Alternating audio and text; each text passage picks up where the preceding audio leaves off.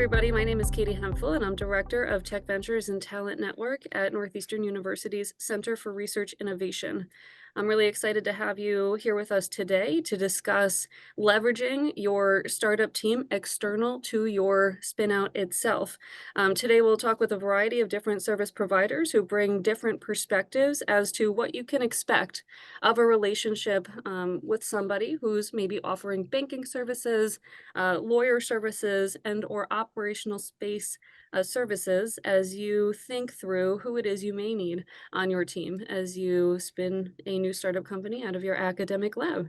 With that, I'm going to allow our panelists to provide brief introductions of themselves. Then we're going to hop into a dynamic panel discussion, and the hope is that when that panel discussion is over, you will have plenty of questions to ask live of our panelists today. If you do have questions while the panel discussion is occurring, please don't hesitate to put them in the chat. I'll be moderating the chat and may be able to build your question into the discussion as it's happening. But as I said, there will be time for live Q&A at the end of the panel discussion as well. With that, I'm going to go ahead and hand this virtual mic over to Joe Calora for a brief introduction. Thanks so much for having us, Katie, and thanks everyone for joining us today. My name's Joe Calora. I'm the head of business development for Portal Innovations here in Boston. Portal Innovations really is a venture capital firm for the life sciences, where we provide really three key principles of what we call our crafted capital. And one is our wet lab venture engine space, where this model is we can support a spin-out company needing a bench and a desk, shared equipment, and as well as any type of lab operations type support. We bring that to the companies within our venture engine. The other principle is, as you would suspect with a venture capital firm, we do cash invest in companies. In our case, each venture capital firm is different, and as I'm going through our differences and our value prop, from our funding side, on the cash side, we typically lead invest, or we don't lead invest. We co-lead. So we have folks, we partner with other firms to deploy capital, and in addition to traditional cash investment, we use equity in lieu of rent as well. And so it's another way that we can get on your cap table, and that we effectively, if you have a rent, if you will, like a cash rent, we can take a part of that and transfer it to the cap table, one for one cash equivalent. And so different ways that we can creatively bring the VC cash investment to also the physical space. And then in addition, the other principle is human capital. And so in this case, we partner with pharma. I mentioned, since we don't lead invest, we partner. We can bring also other venture support in a co-invest deal. So where we're connecting founders, in this case in our venture engine, to the right people to help progress the journey along the way. As we all know, it's a challenging journey through drug development, and especially for when you're just getting started as a spin-out. And so that's our general summary of what I do in Portal. Thanks so much, Joe. And special shout out here, he happens to be a Northeastern University alum. I love this fun fact because he is directly connected to us here at Northeastern as an alum, but also supports our spinouts in his work with Portal Innovation. So that's exciting. I'd now like to hand the virtual mic over to Lori. Good afternoon, everyone. My name is Lori Burlingame. I'm a partner in the corporate business transactions and life sciences group at Morgan Lewis. Morgan Lewis is a very large firm. We have about over 2,000 attorneys worldwide, with focuses on North America, Europe, Asia, and also the Middle East. So I've been practicing for over 17 years, and I love working with startup founders. My prior life was in neuroscience. I love science and all the ideas that come out. I just wasn't able to sit in the lab myself. I had to get results too quickly. Thanks, Leanne. But I love the science, and I love hearing what everyone is doing. So it's fantastic. What I do is I'm a life cycle attorney for life sciences companies. So that's helping anything from founders starting out to form their companies and determine should they be an LLC, a corporation, or some other type of structure based on what they're doing. helping through early financing rounds, and then sort of serving as an outside GC for companies that don't have Gs and helping with GCs and helping with transactions, including mergers and acquisitions, a lot of licensing and collaboration work, and then also helping companies go public or continue in the public reporting realm. So pretty much anything that happens, I can help with or point out folks in my organization who have expertise.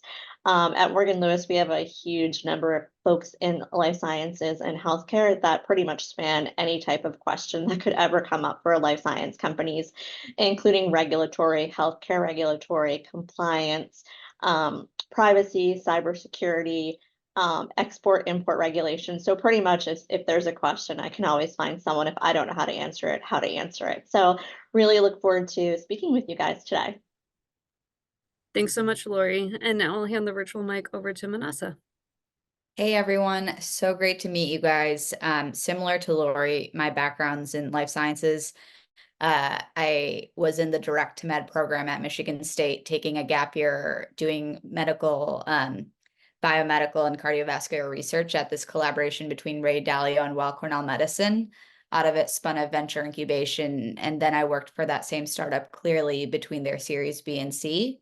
My background's interesting because then headed to a few venture capital firms after that, Steel Sky Ventures, where we were investing in women's health and femtech, Michigan State's endowment fund, and sort of a thesis agnostic role, but focused mostly on biologics. And then most recently at Big Idea Ventures, where we were investing in some of the science behind food. So think cell-cultivated meat, precision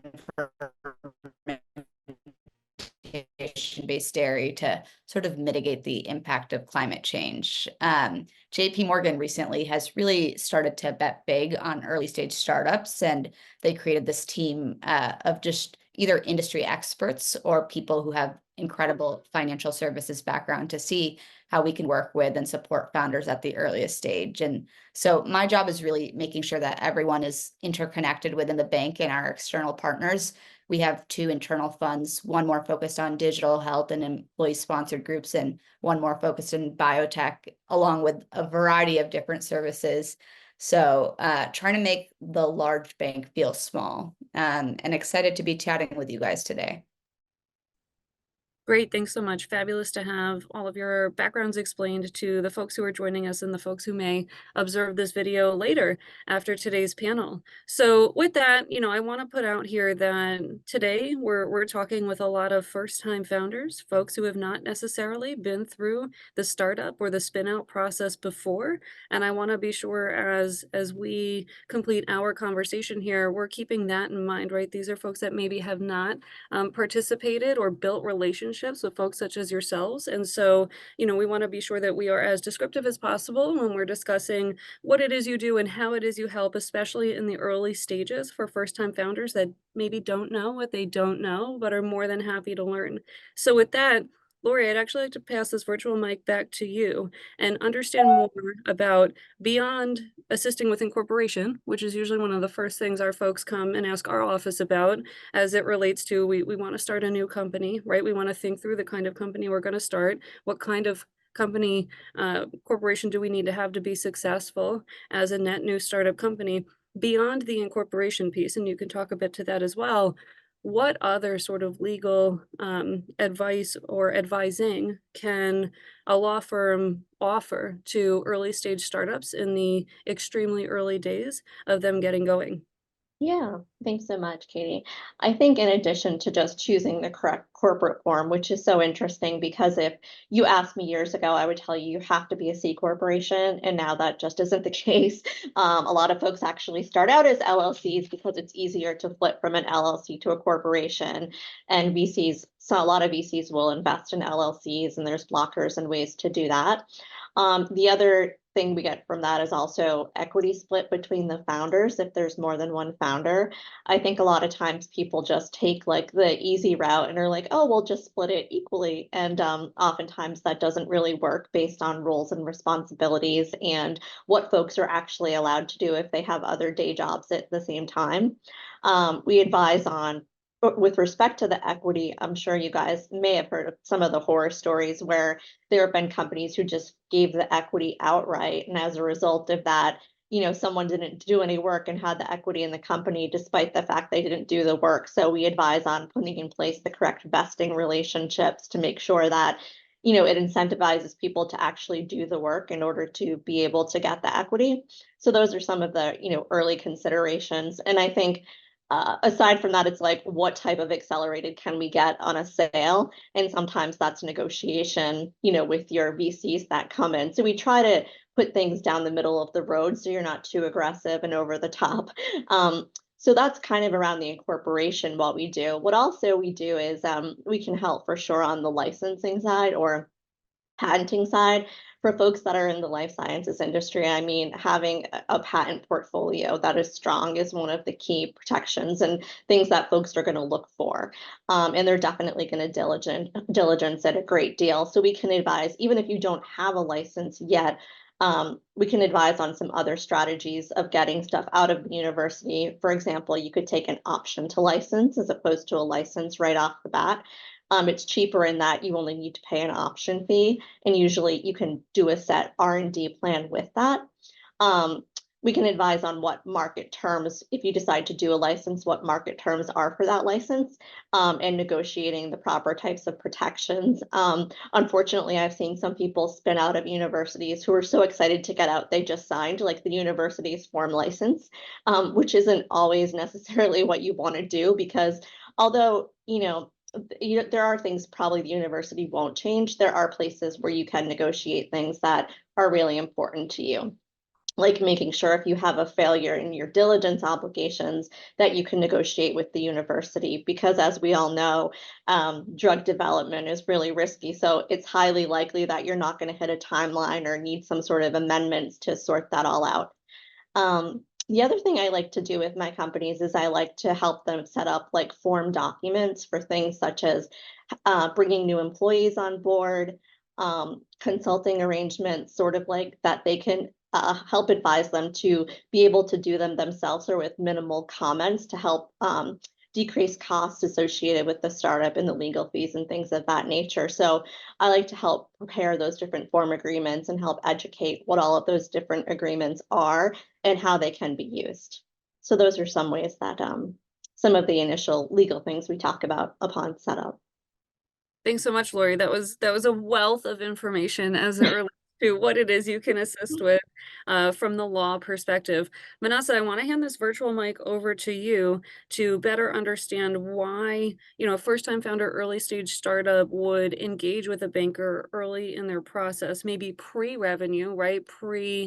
Bringing money in. What's important about one, finding the right partner for banking and financial management, but two, what kinds of conversations do you have with first-time founders in the early days as they think through, what their financial strategy may look like? Yeah, definitely. And I think it's been a priority for JP Morgan to ensure that we are working with the earliest stage founders. In fact, a lot of physicians or scientists turned entrepreneurs don't really know the best practices for financial literacy. So I think that's where we and our treasury partners can come in handy and make sure that you're really thinking about, one, your burn in a thoughtful way.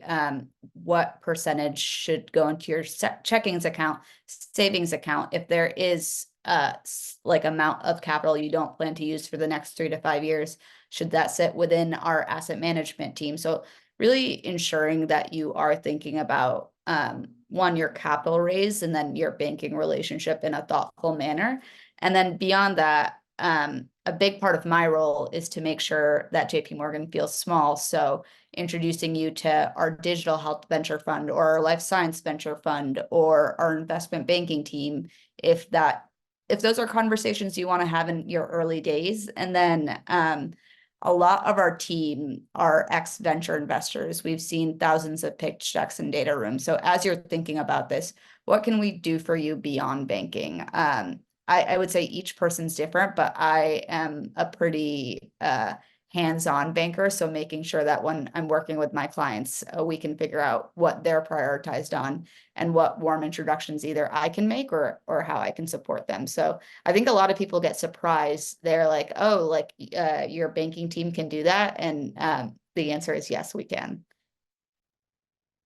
Thanks so much. Speaking of capital investment and connections to external folks, Joe, I'd love to bring your perspective into the conversation now to help our first-time founders, right? Most of them being first-time founders, understand more how companies, very, very early stage companies can and should leverage operational space to optimize their growth and productivity, but also what those operational space providers, such as Portal Innovations, are able to provide beyond the operational space. Right. Yeah. And so I know it's when we think about growth in biotech, it's far from a predictable path. It's science at the end of the day, right? And we don't know where the company's necessarily going to go because the science may take the company in a different direction. And so we're constantly trying to battle the near-term value inflection point, but also, where is this company going to go even beyond that? That's very hard to do in this space in particular. And so with that, ultimately, with capital and gaining capital, you want to deploy it as effectively as possible in terms of your operational footprint. And you want to also at the same time predict, how that growth is going to happen on the operational footprint. And so lab space is, in Boston in particular, it's no surprise here, it's expensive, right? And so how do we kind of think through a scale trajectory where our cost is really prioritized on doing the science versus operational and capital expenditures? And so what Portal does on the ops and the CapEx side is really create a capital efficient runway where a company can come in and do that research and learn and then get to a value inflection point to then hopefully raise more money and then scale very fast, because speed is also a very important piece of growth in biotech. It's how can you learn fast from the science, whereby getting that new set of data and then taking it to your suite of investors or getting new investors and getting more money to continue that trend upward. And so the space should reflect that. And what we do is we provide a space where you can deploy that capital incrementally and with a shared cost structure. And so if you have, say, for example, our smallest footprint you can have in our venture engine is a bench and a desk, right? And that could be a 1 or 2 person team. And out of an academic setting, that's not necessarily uncommon. It's pretty common. And so with that, you come in, you have your capital, you understand how much capital you're going to deploy, and there's a certain time increment, and then you have a value inflection, which is a data readout. And so you get to that point and say, we win, we got great data, it's exciting data, whereby we take it to the market, we get more investors are excited about that data, and so we get a bunch more money, which will whereby enable you to quickly, in this case, just say, hey, I need, 4 more benches and 4 more desks. I can do that with a snap of a finger at Portal. It's very fast. Whereas if you go a traditional real estate route, there's lease structures where you're paying by square footage. And so a lot of times at scale, and even for life sciences, you'd come in and most of the time it's larger companies because it's expensive. And so oftentimes companies will kind of pay for a large square footage, knowing that they'll grow into that space over time. That's very expensive and it's not necessarily capital efficient. Whereas the model we're doing, you can very precisely predict where you're going to go by benches and desks. It's just adding and subtracting versus trying to figure out a square footage piece and how do you bring in new equipment. And then on the order of equipment, for us, we do a shared cost system. To go buy an ultracentrifuge is extremely expensive, but we have one where you can just share it with other companies. And so you don't have to pay extra for that. You just pay for your bench and your desk and you have access to it. So again, it's from the CapEx side and the OpEx side, it's very tailored to the early space and it's very capital efficient. And so really just ending on the main point, which is biotech is very challenging. We do our best to predict it. On the capital deployment side, you're not making money, you're burning money. And so we call it a mountain chart. It's really, once you get your first check, you'll burn that money down to a certain point over a time horizon to get you to a value inflection point, which is a data readout. And then whereby you'll likely raise more money, and then you burn it again. And then over some time period to get you even higher as you climb the mountain to your ultimate goal of getting to a patient. Thanks, Joe. Quick question, beyond cost savings, right? Beyond cost savings and flexibility of space, access to equipment, what are other key factors that our Spinout founders should be considering when selecting an operational space provider and, further support for their company growth? Right. Yeah. So thinking through that last model where I talk about the value inflection point, a lot of times when you hit a set of data, how do you align that set of data with partners? Most of the time it's pharma and it's other venture capitalists. The funders, the partners, even pharma will, in some cases, fund as well. And what Portal does is we partner, particularly with pharma. We do collaborations where we call our program Portal Pathbreakers, where we work with pharma, and pharma's really, as pharma thinks to innovate in the early space, we partner with pharma in this case, where it's capital, it's interpersonal relationships where we learn and talk and get to know, to connect the companies. The founders get to meet the pharma and understand where the pharma wants to go with the innovation, and see if there's an alignment to where you can start that relationship early, because ultimately in biotech, a lot of times the innovation ends up going to pharma in an acquisition, earlier or later. It's a wide spectrum there, but ultimately we connect those dots early, which is highly important on that journey. Similar to other venture capitalists, as a firm that seeks to syndicate, we leverage our relationships with other venture capitalists to do joint deals and work with those founders. And so it's really, those deals are, the backing behind those deals, and what really makes these deals work well is when there's a group of people who are aligned on the journey, aligned on what that value inflection point means, and there's great relationships in that circle. And so what we do is we bring those folks in again early, either directly through, we have a program called Biotech Bites, where we literally have founders pitch to a myriad of different VCs that we typically work with, all the way to regular networking events where we have really the biotech ecosystem and the community come together, where you can meet different folks, whether it's where we're at in Southline in particular, we have a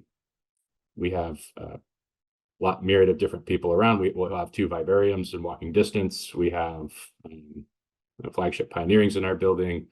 We have Mass Bioversity. So there's a lot of different players that work together in an ecosystem like Southline to help biotech innovation succeed. So many connections and collaborations to be made and had. Manasa, Joe's been talking a lot about raising capital, about value inflection points. I would love to hear from your perspective. What does financial literacy look like for an extremely early stage startup beyond cap table, beyond having conversations with initial investors, right? What else do you kind of consider very important for founders to understand as it relates to financial literacy? And as a follow-up for that, how important is the story and the deck and the data room, right? The data that Joe is discussing, Portal may be able to help further validate and bolster. How important is that as you raise funds and have money to manage as an early stage startup? Yeah, great question, Katie. I think for the second question, I'll answer the second question first, and I'll lean into more of my venture background. At the earliest stages, what trends you see that matter most to investors. And of course, each venture firm is different. Just as they're doing diligence on you, you should be doing diligence on them to make sure that it's a mutual fit. What is their assets under management? What check sizes do they typically write? Who have they seen big wins with? And they'll likely be able to invest in that again because they've seen successes in those sectors. I would say founder market and product market fit are things that you want to emphasize in your data room and pitch deck. And there's no perfect pitch deck, there's no perfect data room, but there are good practices. I think common mistakes I've seen on the earliest side is not having a market competition slide. So saying that there's no competition, that's a big no. What you could be doing is quite differentiated, but you still want to be able to assist the venture fund to do diligence and see like what comparables there are. And then I would also say making sure that you share enough about your product or what venture you're sort of bringing out into market, but being careful with how much you reveal. Those are tricky things to do. And then on the financial literacy piece, the beauty of JP Morgan is that we really work with you from either if it's an SBIR grant up to your pre-seed and seed stage funding. Our treasury partners understand the different levels of startups and how to work best with them in a way that's really nuanced. So I like to say that it's as involved as you want to be. There are some founders who know exactly what type of money market account they want, and they want the least amount of interaction with the bank, and that's totally fine. And then there's some founders who want a little bit more assistance and are new to these topics. So I would say we're just a phone call away, and I've seen different types of levels of engagements. Thanks so much. Lori, we've been doing a lot of talking around diligence and what you do or don't reveal as it relates to what it is you're sharing with either your external service providers or potentially other folks that may become involved in the startup, such as investors. From your perspective, what legal considerations should our Spinout founders keep in mind when structuring agreements with what will become their extended team of service providers, be that an operational space provider, or a banker? Yeah. I mean, I think in some respects, there's some service providers, there's either no engagements. Like with lawyers, there's engagements, but they're pretty simple. It doesn't really say a whole lot. We're under a duty of confidentiality. I think under the service providers, I bet Portal has their own sort of form. And probably a whole lot. I know a whole thing with Lab Central and other sort of service folks. There's not a whole lot you can change in the agreements, right? But I think in terms of if you wanted to go even broader in terms of service providers, if you were thinking of consultants coming onto your team, I think some of the key considerations obviously are confidentiality, making sure that they're under a duty of confidentiality to you. Also making sure that there is a term.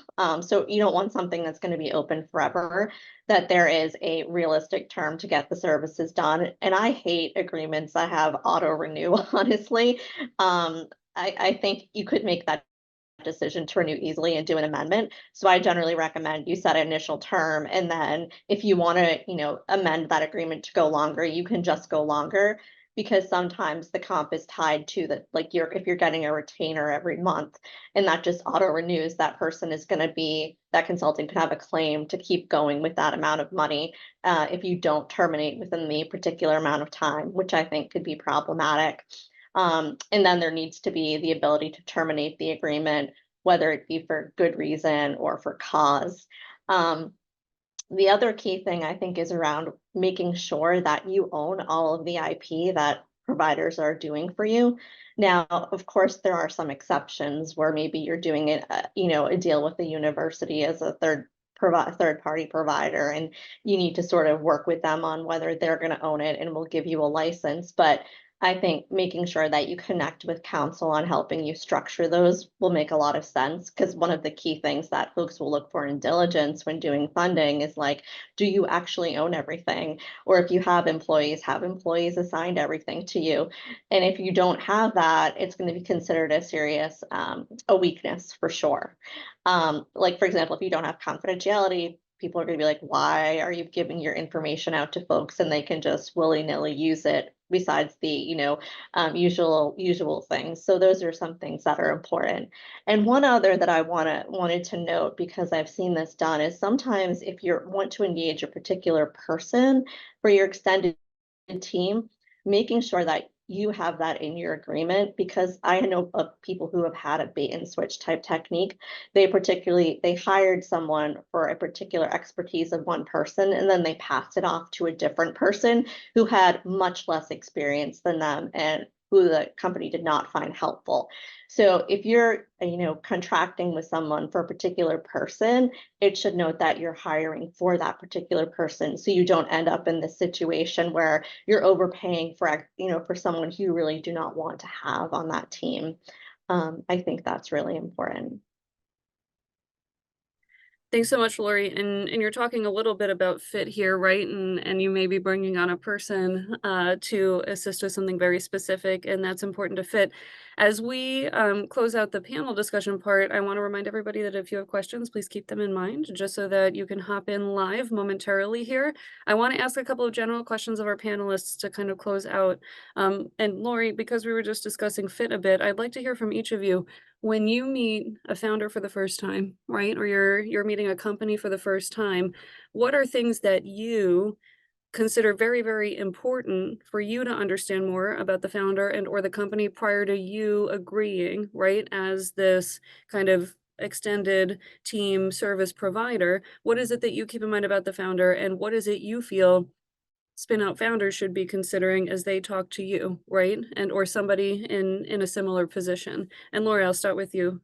Yeah, I mean, it's definitely your legal relationship, I think, can be very important because, if you have an attorney who's versed in the area, and I would say in the industry with respect to life sciences, they can point out things early that you may not get if you go to a different provider. And I think because people are always trying to sell, you might end up in a situation where you got someone who has no experience in the industry and they may be cheaper, but later on down the road, you realize there was 4 different ways this regulatory path could have gone, and any one of them would be faster. But my attorney did not point this out to me. And I think that can be a real detriment to folks, because I've seen this happen where, we see issues all the time, and other firms that don't really do it in the industry won't necessarily see it, and so they can't advise you. I mean, I like to be as transparent with folks as possible, and I look for and clients, I love when they're actually asking questions and engaged and sort of not hiding things, because that's the hardest part to do our job, is that if we don't know what's going on in all of the relevant facts, we can't give our best advice. And really what we want to do is give our best advice. And so I like in conversing with someone to see that they're actually not going to try to hide the ball, because if you hide the ball, we may give you the wrong advice and then you're going to get in trouble. And it's not because we were giving you the wrong advice. It's because, you were potentially not being outright with, forthcoming. And I think you'll get better advice from all of your service providers and even your financiers if you're open and honest with them. And I'll even also pharma. I remember someone at JP Morgan, the conference, on a panel, one of the collaborators was saying, I really think we need to stress like communications, because we are partners. And if we know early enough, we can potentially help you. So that's one of the things we look for. But I do think, like you said, Katie, it really is about when you're talking to your provider, do you feel comfortable like working with them? Other issues I've seen in relationships is that, like I said, the bait and switch I've seen multiple times. And if you have a service provider that does not get back to you, like in my view, that's just not acceptable, right? You shouldn't have to be waiting 3 days to get a response on something, or chasing like in 5 different mediums. Like, I texted you, I called you. I think as a service provider, your job is to be responsible to your clients. So if you're finding someone when you're talking with them early on, if they're not even being responsive, then just imagine like what could happen later if an issue comes up.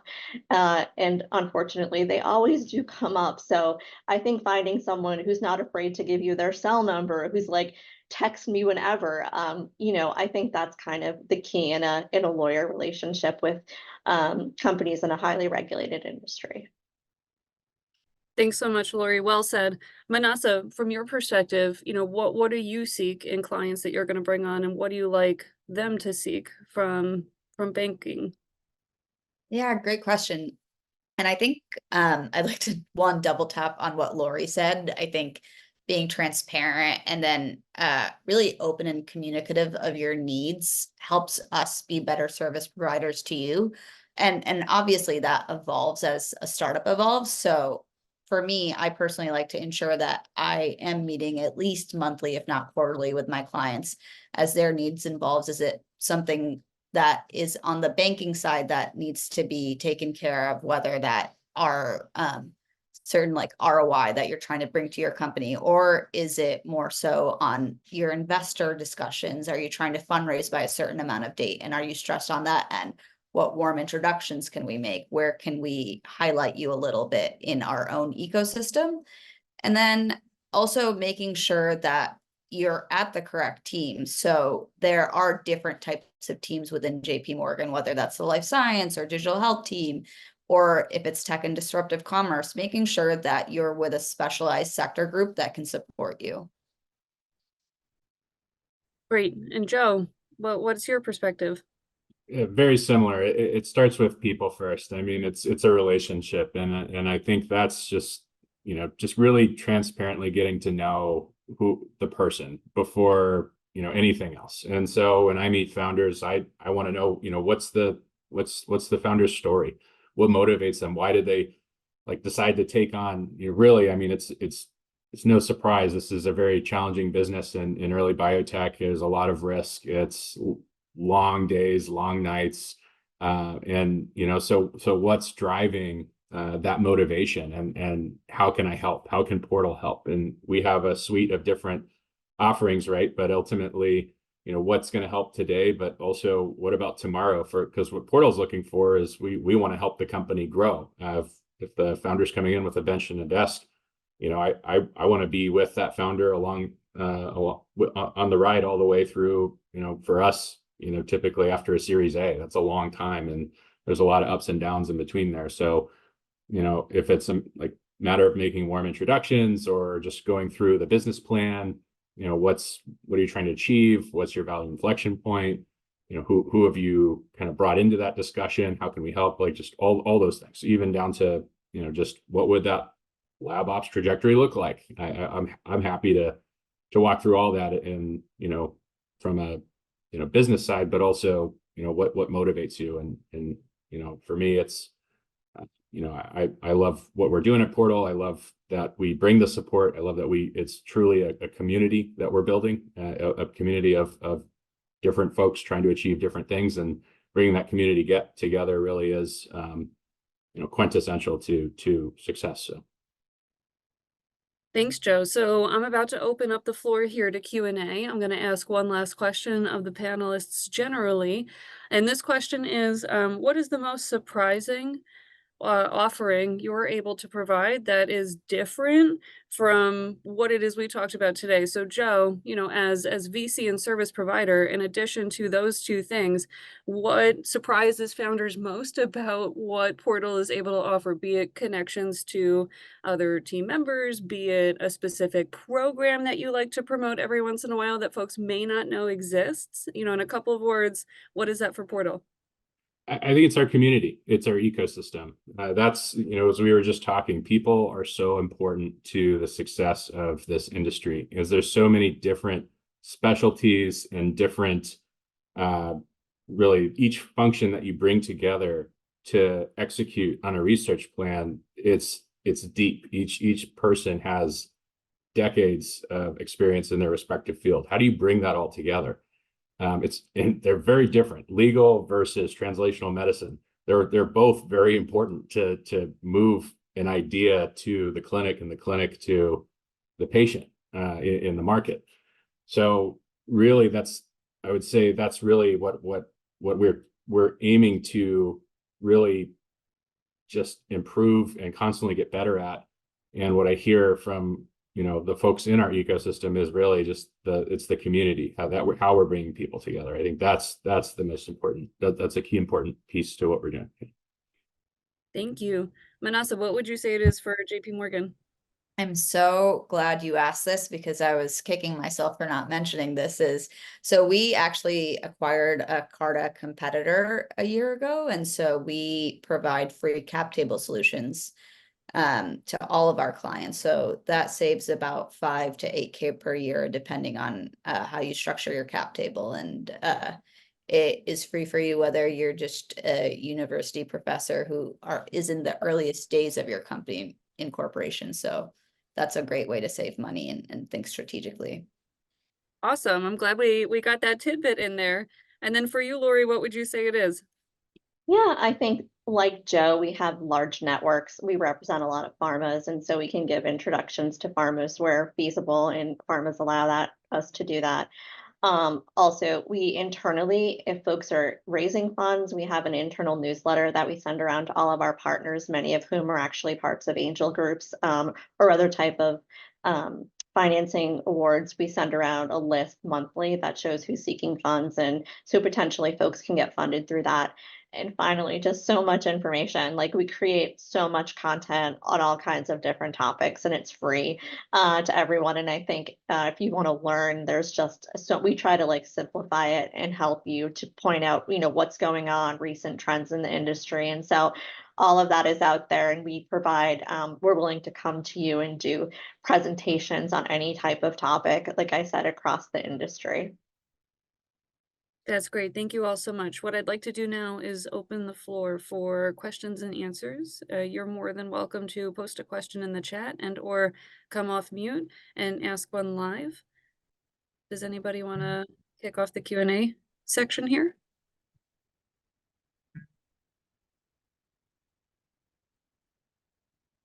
I have many more questions I can ask as needed, but I do want to be sure that we cover anything that we haven't already covered for you. Maybe let me start. Alexander. Yes, go ahead. Great to meet you, and we are at very early stages. We're probably quite far away from reaching out to you and to as service providers. And it's helpful to learn about possible opportunities and possible ways to go further, but we are not there yet. But maybe the first question is for Joe. I understand that the portal is based in Chicago, but do you have other locations in the Boston area, Longwood medical area, somewhere close to Northeastern? And maybe to follow up with the general question, I remember that you can help at any levels, and even starting with an STTR SBR grant and moving forward with raising more capital. But realistically, what amount of money, what funding would bring us to the point where we have to reach out, where we have to recognize the needs for service providers like you are? Yeah, those are great questions. So, and a good point around Portal beyond Boston, which here we're at South Line in South Boston. And so, yes, Portal does have multiple sites. Portal started in Chicago a few years back, really with the idea in a place like Chicago to have our infrastructure model on the wet lab side. It really didn't exist. And then similarly, the capital infrastructure as well, the number of biotech VCs also limited. And then additionally, being in Boston, we kind of have it made in some sense, in that many of the partnerships, the pharmaceutical companies and the larger biotechs, many are here. This is the biotech mecca of the world. And so in a place like Chicago, our model, it's really first in class. And so with that, those three pillars that I've been talking about really are quintessential for a company, especially coming out of academia, to have a place to start, but then scale beyond as rounds continue. Moreover, so where Portal's at today is Chicago is fully online. Boston today we're doing business today, but we officially go online in May. We're also going online in Atlanta and Houston later this year. And so this year we'll have 4 really venture engines around the country, which you as the founder could have access at one or more of those sites, in whether it be having a small footprint in Boston and scaling your lab footprint in Houston, or a matter of, as a result of our ecosystems and these, as we were talking about relationships, being able to work with us to think through your business plan, and maybe there's specific talent you might be interested in the Houston or Atlanta or Chicago area, to where we could complement that scale as well. So that's really the idea, is how do we connect these ecosystems as one portal? Really, that's the direction we're going. And so, yes, it's definitely beyond Chicago, definitely beyond Boston.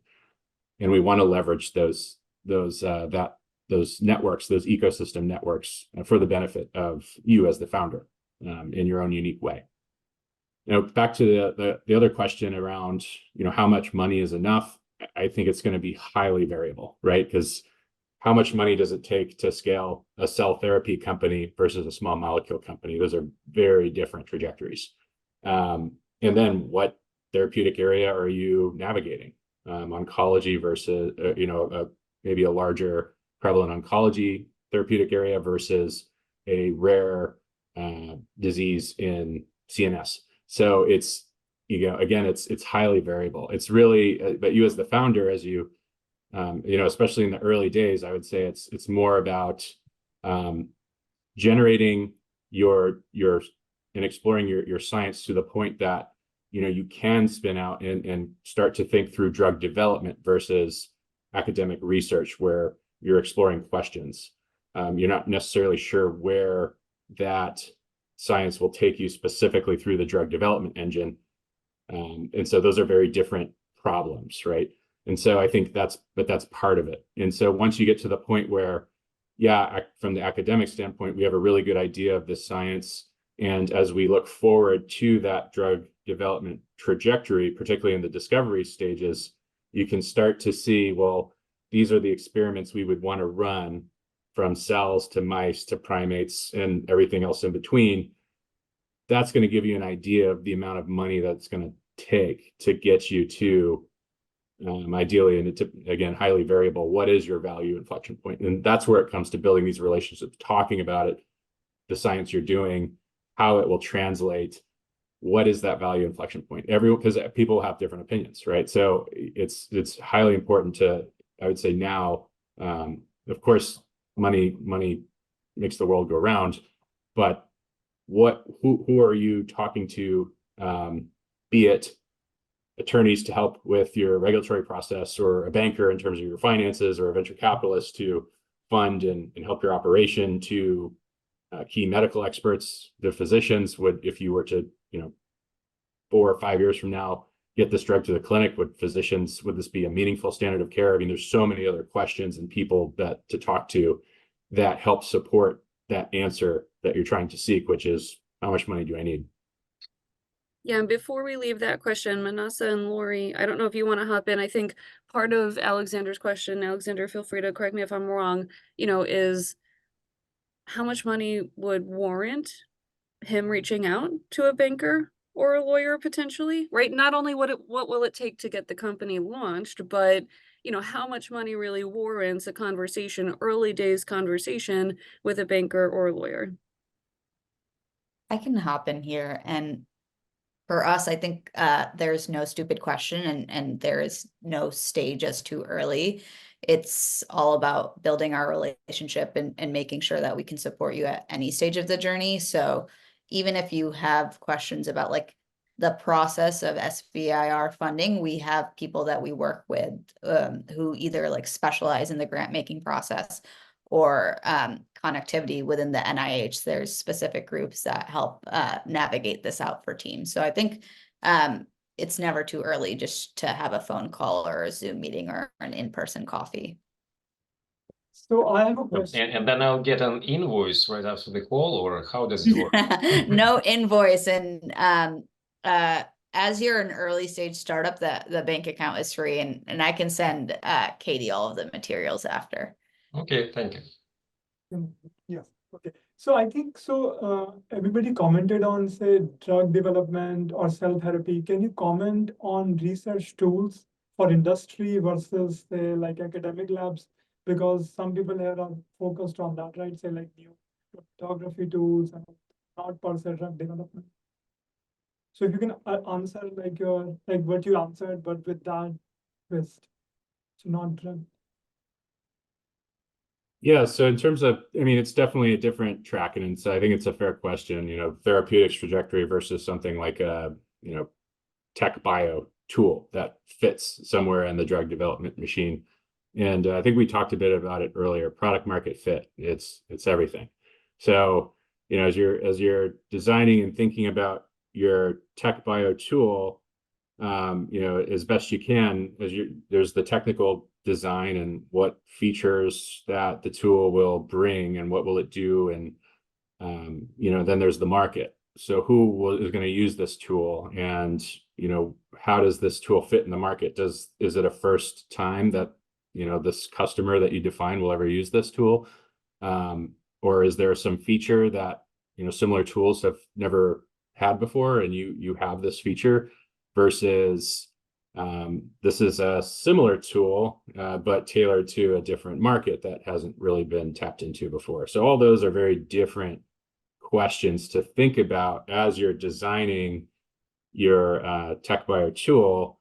And moreover, the sooner you can engage customers in that design process, likely the better, the more data you'll get and the more iterations you can do to better fit the product you're designing. And I know that's a general kind of product market fit type answer, but to go deeper, I mean, then you start getting specifics in terms of what we're actually talking about. Are we talking about bioinformatics suite? Are we talking about a new assay tool? I mean, all these things are very they fall, the general principles that I talked about, those will still apply, right? And then as you get more domain specific, then the conversation goes more specific in that route.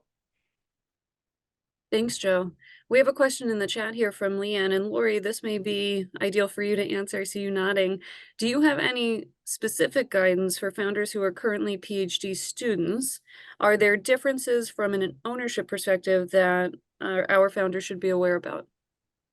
Yeah, so I mean, generally, if you're a PhD student, whatever you own, whatever you generate in the performance of your PhD is going to be owned by your university, right? So generally, it's kind of hard to come out as a PhD student, and oftentimes we have PhD students, and it's like they're just waiting till they finish their thesis before they start their formal company, because whatever they generate at the university, right, is going to be owned by the university.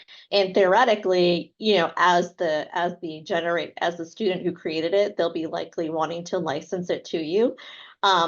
So we also say, and I don't know if this sounds bad, but if there's something that you want to do under the umbrella of the company that's not directly relevant to your thesis, like you don't need to generate it for your thesis, then we'd recommend like keeping it separate and not like doing it within the lab of the university, because they always can come back with you as a claim of the university owns that and trying to charge you a separate fee to take that out of the university.